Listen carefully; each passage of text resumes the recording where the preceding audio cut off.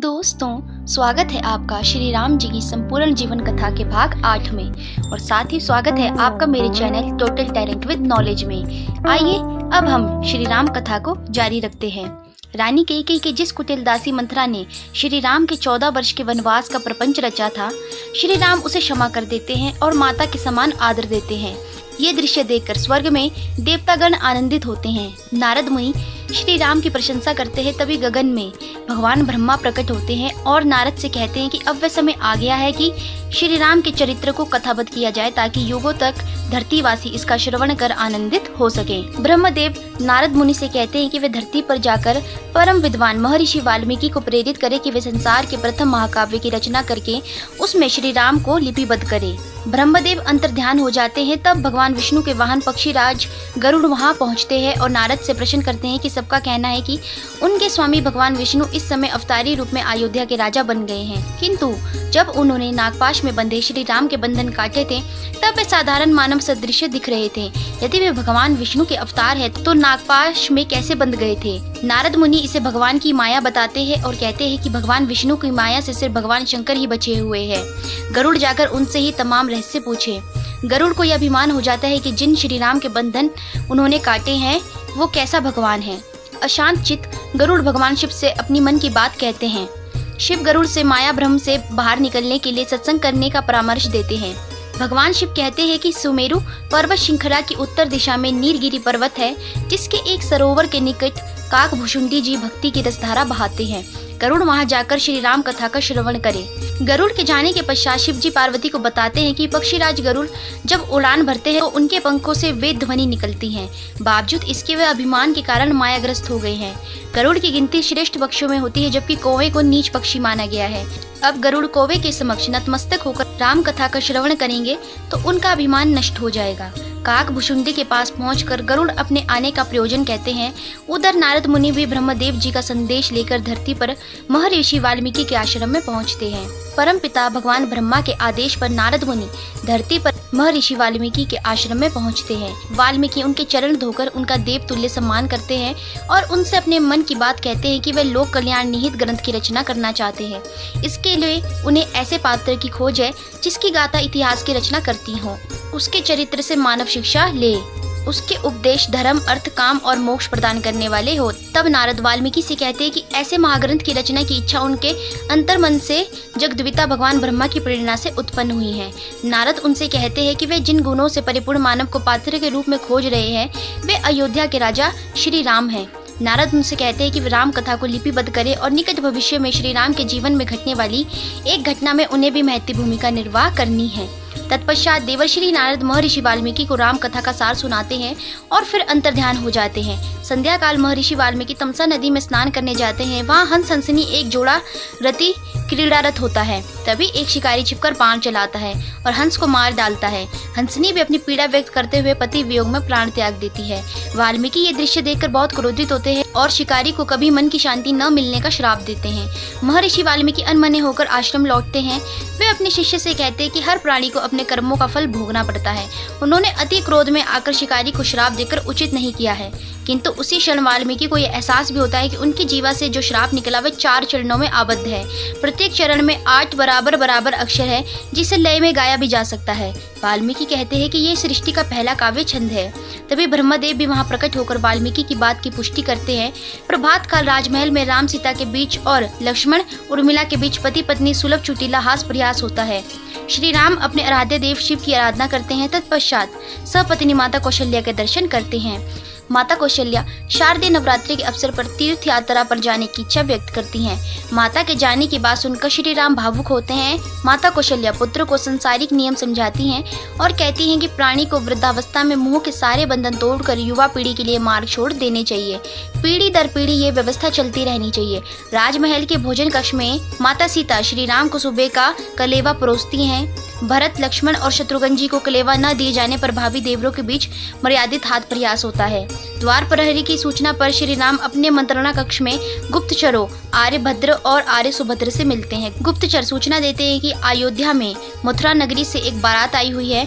मथुरा के राजा लवणासुर की ननिहाल रावण के कुल में है। लवणासुर ने अपने कुछ गुप्तचर बाराती के रूप में भेजे हैं जो नगर में घूम घूम कर कुछ सूचना एकत्र कर रहे हैं। श्री राम आदेश देते हैं कि बारात जब लौटे तब डोली उठाने वाले कहारों में अयोध्या के कुछ गुप्तचर शामिल करा दो ताकि वो मथुरा के राजा लवणासुर के इरादों का भेद ला सके।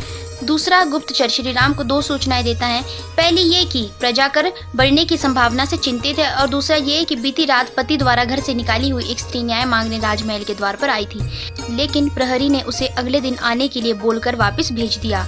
बाद में श्री राम राज दरबार में अपनी एक नीति की घोषणा करते हैं और प्रजा पर कर का भार न बढ़ाने की घोषणा करते हैं। श्री राम न्याय मांगने आई स्त्री को वापस लौटाने पर मंत्री सुमंत्र से अपनी नाराजगी प्रकट करते हैं। श्री राम कहते हैं कि देर से मिला न्याय न्याय नहीं होता। श्री राम पीड़ित स्त्री को तत्काल खोजने की आज्ञा देते हैं और दोषी प्रहरी को निलंबित कर देते हैं। उधर महर्षि वाल्मीकि अपने आश्रम में सरस्वती वंदना के साथ रामायण की रचना प्रारंभ करते हैं। अयोध्या की तीनों राजमाताएं कामरूप देश में श्रृंग ऋषि के आश्रम में पहुंच जाती है। ऋषि वर उनसे कहते हैं कि वे तीनों तीर्थ यात्रा कर रही हैं, किंतु अभी भी वे अयोध्या में अपने पुत्रों के मुंह में बंधी हुई है। वे दादी बनने की लालसा रखे हुए हैं। ऋषि उन्हें बताते हैं कि उनकी पुत्र वधु सीता गर्भवती हैं और एक योग्य पुत्र को जन्म देंगी। माताएं राम व सीता को आशीर्वाद प्रेषित करती हैं। श्री राम को ऋषि श्रृंग द्वारा सीता का गर्भ संस्कार कराने का संदेश भी मिलता है। महर्षि वाल्मीकि भी श्री राम से मिलते हैं और बताते हैं कि अयोध्या में चारों दिशाओं से ऋषियों व मुनियों का संगमन हो रहा है। श्री राम धर्म सभा के आयोजन की तैयारियों का आदेश देते हैं। वाल्मीकि कहते हैं कि गर्भस्थ शिशु में संस्कार डालने के लिए सीता धर्म सभा में उपस्थित रहे। वाल्मीकि के मानस में भी संत संगमन की सूचना पहुंचती है। श्री राम दरबार में धर्म सभा का आयोजन होता है। तमाम ओजस्वी तेजस्वी ऋषि मुनि इसमें भाग लेने अयोध्या पधारते हैं। श्री राम व माता सीता उनका आदर सत्कार करते हैं। श्री राम स्वागत उद्बोधन देते हैं। श्री राम के वचन सुनकर ऋषि मुनि प्रसन्न होते हैं और आशीर्वाद प्रदान करते हैं। महर्षि वशिष्ठ सभी आगंतुक साधु संतों का परिचय कराते हैं। वे माता सीता से अपने गर्भस्थ शिशु के लिए उनसे ज्ञान प्राप्त करने को कहते हैं। ऋषि विश्वामित्र सत्य का प्रत्यक्ष अनुभव कराने वाले गुरु पर ही विश्वास करने की शिक्षा देते हैं। अन्य ऋषिगण धर्म सभा में गुरु की महत्ता, आत्मा को आकाश की ऊंचाई तक ले जाने की सीख देते हैं। श्री राम के एक प्रश्न पर संत अहिंसा को परम धर्म तथा पर निंदा को परम अधर्म बताते हैं। श्री राम के तीनों भ्राता भरत, लक्ष्मण और शत्रुघ्न भी संतों से प्रश्न करते हैं और संतों से उत्तर पाकर अपने मन की दुविधाएं दूर करते हैं। परम बलशाली और बुद्धिमान हनुमान जी भी प्रश्न करके ज्ञान और भक्ति में अंतर जानना चाहते हैं। संत कहते हैं कि ज्ञान एक दीपक की भांति है और भक्ति मणि की भांति।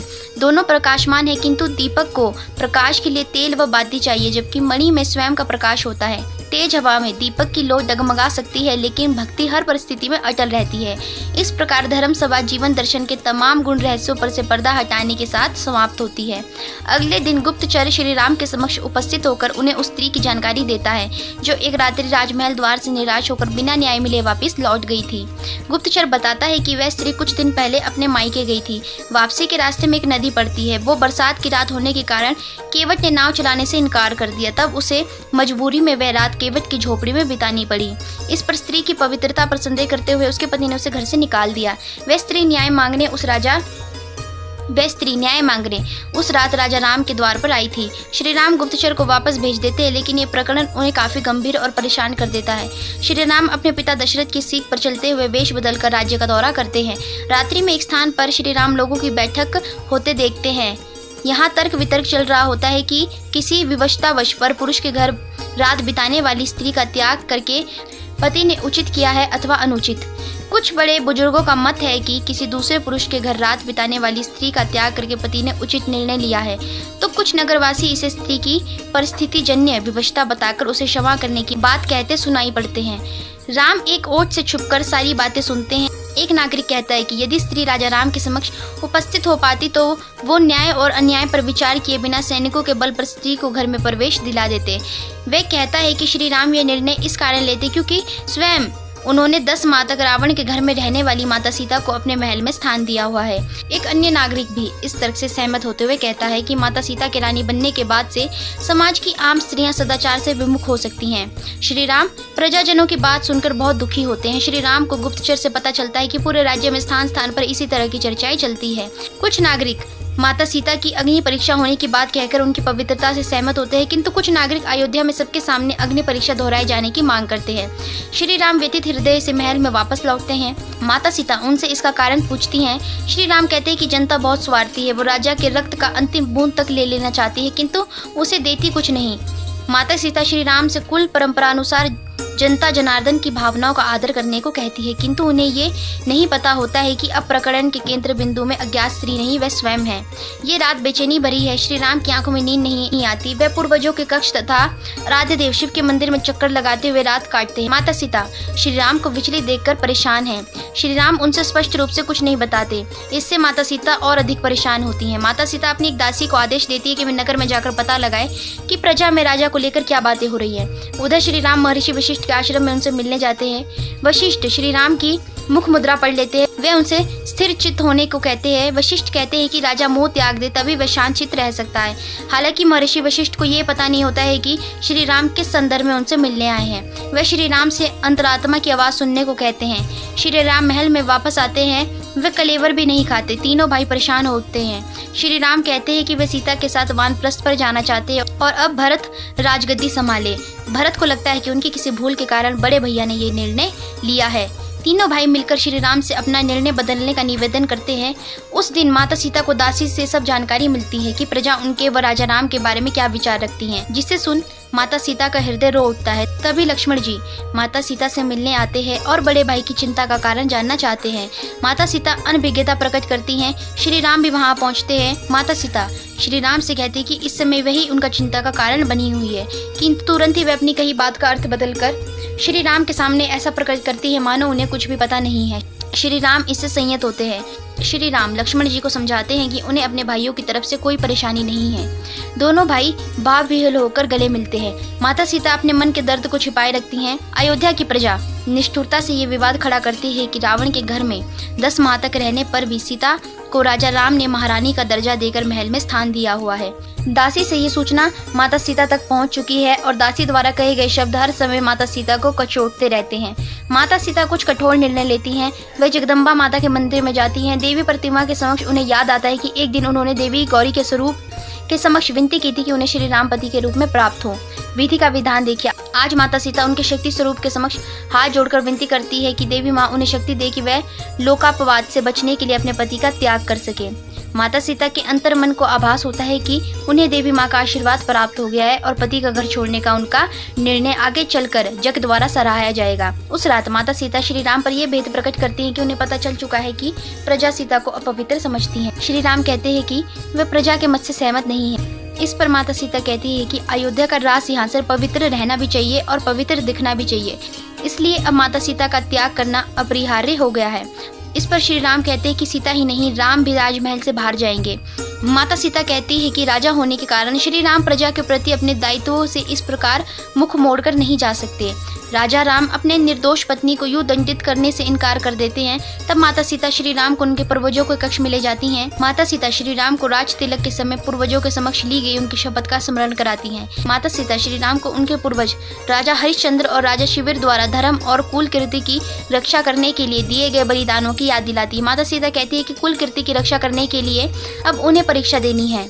श्री राम किम कर्तव्य मूढ़ दिखते हैं। माता सीता अपने पति की सौगंध खाते हुए अपने दोनों हाथ जोड़कर रघुवंश की महान आत्माओं को वचन देती है कि आज के पश्चात उनकी छाया भी उनके पवित्र राजकुल पर नहीं पड़ेगी। वह अपना नाम त्यागने की भी घोषणा करती है और ये भी वचन देती है कि वह अपने गर्भस्थ स्थान को इस योग्य बनाएगी कि वह रघुकुल के नाम, वीरता और कीर्ति को आगे बढ़ा सके। माता सीता कहती है कि एक दिन उनकी संतान की वीरता के सामने अयोध्या की प्रजा गिड़गिड़ाकर उनकी पवित्रता को स्वीकार करेगी और घुटने पर गिरकर क्षमा याचना करेगी। माता सीता श्री राम के चरणों में झुककर निवेदन करती हैं कि पति की आज्ञा के बिना वे कुछ भी नहीं कर सकती। श्री राम व माता सीता इक्ष्वाकु वंश के पूर्वजों के कक्ष में हैं। वे दोनों जान चुके हैं कि प्रजा माता सीता की अग्नि परीक्षा की विश्वसनीयता पर प्रश्न चिन्ह लगा चुकी है। श्री राम राजपाट त्याग कर माता सीता के साथ वानप्रस्थ का मन बना चुके हैं, किंतु माता सीता उन्हें राजधर्म निभाने के लिए उनके संकल्प का स्मरण कराती हैं और स्वयं वन जाने का निर्णय सुनाती हैं। माता सीता कहती है कि उन्हें अपने निर्णय का पालन करने के लिए श्री राम की आज्ञा चाहिए, क्योंकि पति की अनुमति के बिना नारी अपने किसी भी धर्म अथवा वचन का पालन नहीं कर सकती। वे कहती है कि अन्यथा परिस्थितियों में अपने ऊपर लगे कलंक को मिटाने के लिए उनके पास अपनी ही योगाग्नि में जलकर भस्म होने के अतिरिक्त कोई रास्ता बाकी नहीं बचेगा। श्री राम की नजरें अपने पूर्वजों की प्रतिमाओं की ओर उठ जाती है। माता सीता के दृढ़ संकल्प के सामने रघुकुल के राजा को हारना पड़ता है। माता सीता के बुलावे पर लक्ष्मण जी मध्य रात्रि तैयार होते हैं। उन्हें सच्चाई का पता नहीं है, इसलिए वे उर्मिला को अनुमान से बताते कि भाभी ने कुछ दिन ऋषि पत्नियों के साथ रहने की इच्छा व्यक्त की थी। संभवतः वे इसलिए वन जाना चाहती हैं। माता सीता भगवा वस्त्रों की पोटली तैयार करती हैं और स्वयं भी साध्वी वेश धारण करती है। वे रात के अंधेरे में चुपचाप निकल जाना चाहती हैं। श्री राम एक बार पुनः माता सीता पर अपना निर्णय बदलने के लिए जोर देते हैं। माता सीता कहती है कि यदि इस समय उन्होंने ये कदम नहीं उठाया तो इतिहास में उनका नाम कलंकित हो जाएगा। माता सीता कहती हैं कि वे दोनों शरीर से अलग हो रहे हैं, लेकिन मन से एक ही रहेंगे। श्री राम चिंतित है कि माता सीता इस समय गर्भवती हैं, वे वन के कष्ट कैसे उठाएंगी।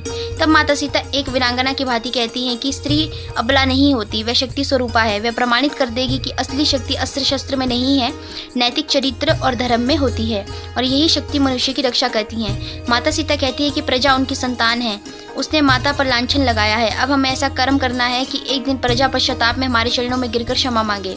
माता सीता रथ पर सवार होती हैं। रथ के सारथी लक्ष्मण बनते हैं। रथ अयोध्या के रास्तों पर आगे बढ़ता है।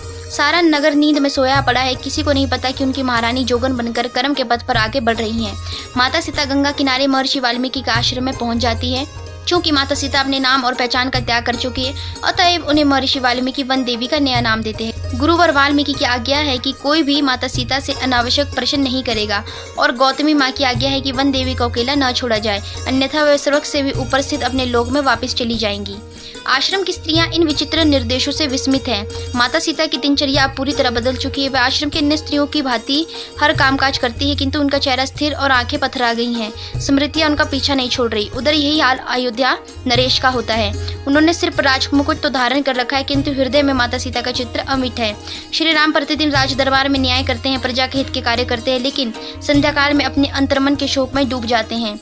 राम सिया का ये हाल देखकर तीनों लोग सहम से गए हैं। त्रिकालदर्शी महर्षि वाल्मीकि माता सीता की ये दशा देखकर परेशान होते हैं, और ऐसे में विधि का विधान कैसे आगे बढ़ेगा। अंततः एक रात्रि गुमसुम बैठी माता सीता को महर्षि वाल्मीकि मृदु स्वर में समझाते हैं कि उन्होंने एक लक्ष्य लेकर पति का त्याग किया था और संकल्प लिया था कि वे अपनी संतान को वीर और प्रतापी बनाएंगी। वाल्मीकि कहते हैं कि यदि माता सीता उदास रहेंगी और उनके गर्भस्थ शिशु पर अच्छे संस्कार कैसे पड़ेंगे। माता सीता की आंखें खुलती है, उन्हें अपने कर्तव्य पथ का भान होता है। उसी रात्रि अयोध्या में दुर्ग पर खड़े प्रहरी राजा जनक के रथ के आने की सूचना देते हैं। लक्ष्मण जी ये सूचना श्री राम तक पहुंचाते हैं। अर्धरात्रि काल है, श्री राम अभी तक जागे हुए हैं। लक्ष्मण जी राजा जनक के आने की सूचना उन्हें देते हैं। श्री राम महल में अग्रभाग में पहुंचकर राजा जनक का अभिवादन करते हैं। जनक उनसे अंतपुर में वार्ता करने की इच्छा रखते हैं। जनक देखते हैं कि श्री राम अपने कक्ष से सुख सुविधाओं के सभी साधन हटा दिए हैं और अपना बिछौना धरती पर बिछाया हुआ है। जनक समझ जाते हैं कि श्री राम राजमहल में रहकर भी तपस्वी जीवन व्यतीत कर रहे हैं। वे भावुक होते हैं। श्री राम राजा जनक से कहते हैं कि वे उनके तथा सीता के दोषी हैं और वे जो भी दंड देंगे उन्हें स्वीकार होगा, किंतु जनक श्री राम को दोषी नहीं मानते। वे अपनी पुत्री सीता पर गर्व भी करते हैं। राजा जनक बताते हैं कि सीता ने वन गमन से पहले अपने पत्र के माध्यम से पूरी बातें उन्हें सूचित कर दी थी। जनक सीता का लिखा हुआ पत्र श्री राम को पढ़ने के लिए देते हैं। माता सीता ने अपने पिता को लिखा था कि वे न तो अयोध्या आएंगे और न श्री राम से कोई प्रश्न करेंगे, किंतु यदि उन्हें पता चलता है कि श्री राम खुद को संभाल नहीं पा रहे तो वह तुरंत अयोध्या पहुंचकर बड़े के भांति उन्हें सांत्वना और सहारा देंगे।